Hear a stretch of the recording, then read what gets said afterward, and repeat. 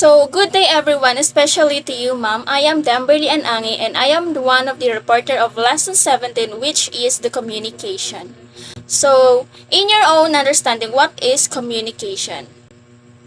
The communication consists of a message being sent and received. The message may be verbal or non-verbal. Correspondence. According to Merriam-Webster, correspondence is a communication by letters or email. Also, the letters or email are exchanged. Correspondence is writing a letter like organizing an event. When we say correspondence, it is a part of non-verbal communication. You can communicate by sending emails or writing letters. In doing a correspondence, we have 3 steps. Step 1 is plan. Step 2 is do, and step 3 is check. When we say plan, according to Herkowitz Score 2004, it is recommended to answering these 4 questions. Number 1 is, why are you writing? And number 2, what do you want to say? Then number 3, what do you want to accomplish? And number 4, what is the next step and who will do it? And the step 2 is do. When you say do, what are you going to do with your letter for sponsorship proposal? If you are going to write a cover letter for sponsorship proposal, your answer to this question may look like this. Number 1, I need an event sponsor and I think that our event will benefit companies like X. Then number 2, I want to tell Company X the benefits of sponsoring our event and invite them to sponsor our event. Then number 3, I want Company X to be excited enough to sponsoring our event. And number 4, upon Company X receipt of my letter, I will call Company X to set up a meeting to discuss the details of our sponsorship package. According to Herkowitz Score 2004, further suggested starting with the main idea when writing a letter that will make your reader feel happy or will, at least not make him or her feel bad.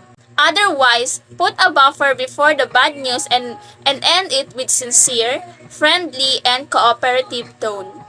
In step 3, which is check, like in planning your letter, checking your letter requires you to answer 4 questions. Number 1, does your letter make sense? Number 2, does it accurately reflect the answer to your planning questions? Number 3, is it free or grammatical errors? Number 4, are the punctuation and spelling are correct? Lastly, send out your letters and remember to follow up and execute the next step. Telephone etiquette. Telephone communication is the basic and important. It reflects the way we do business. It takes therefore imperative to have good telephone manners are some tips in handling phone calls. So, telephone communication ay ang importante sa isang business kasi sila yung nag-entertain ng caller or ng customers. So, tips in handling phone calls. Number 1, attend to phone promptly or else another company will take that calls and that client from you. Picking up after the first ring is the best time.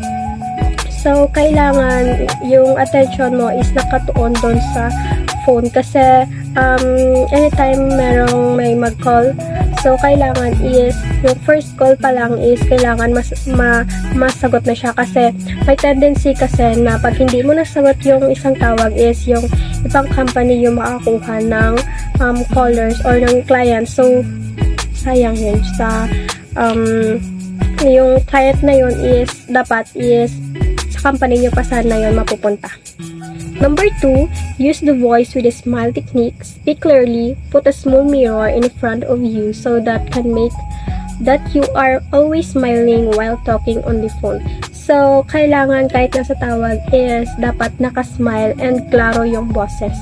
So, may technique yon is maglagay kayo ng small mirror sa harapan nyo na kahit nasa call is dapat nakasmile and dapat is klaro yung boses. Number 3, identify your name and company. So, dapat is i-identify yung company name nyo, and syempre dapat is yung name din. Number 4, use polite word. Number 5, bridge building language. And number 6, listen to the caller's mood. So, dapat is aware kayo sa mood ng inyong caller. And number 7, you have pen and paper and directory reading beside the telephone. So, kailangan is meron kayong pen and paper. Ready kayo para in case na yung information ng client or ng caller is i-take down nyo yung mga information niya. Number 8, get all possible information on the first call so that calls are attended to immediately and not transferred from one local to another. So, dapat sa unang tawag pa lang ng client or ng caller is kailangan makuha mo na yung important na information ng callers. Number 9, always take the initiative of picking up the call whatever someone is not available to attend his call. So, kung wala yung kasama mo, initiative dun yun na dapat is yung pag may mag-call na caller is dapat is immediately na sagutin yung tawag ng caller. Number 10, never ever argue with customers. So, yun is dapat wag talaga kayo makikipag-away sa inyong customer or sa caller kasi yung company nyo is yun yung isa sa masisira pag ginawa nyo yun. So, number 11, end your conversation with thank you and goodbye. So, pag end yun na yung call is dapat is mag thank you and goodbye kayo sa caller or sa customers ninyo para respect na lang din yun sa inyong client. Effective PowerPoint presentation. To have a effective and success PowerPoint presentation, first we need to select a font type and size that is easy to reading. Example, Arial. Use this type throughout the presentation. Highlight text by using underlines, italic, bold, different colors and or sizes. Second, use these words. Use 6 words per lines, per slides, or fewer. Like, gumamit lang tayo ng konting words or sentence para ilagay sa ating PPT.